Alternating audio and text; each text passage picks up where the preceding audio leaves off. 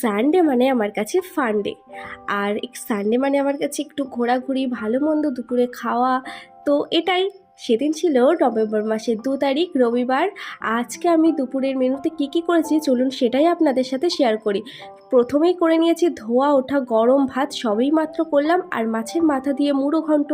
আর সাথে করেছিলাম বেগুনি। বেগুনি আমি খুব একটা পারি না, তবে ট্রাই করতে করতে এবারটা বেশ ভালোই হয়েছিল, দুই একটা ফুলেও ছিল।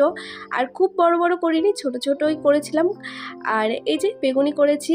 আর করেছিলাম চাটনি, যেটা টমেটোর চাটনি, সেটা তো প্রথমেই দেখতে পেলেন।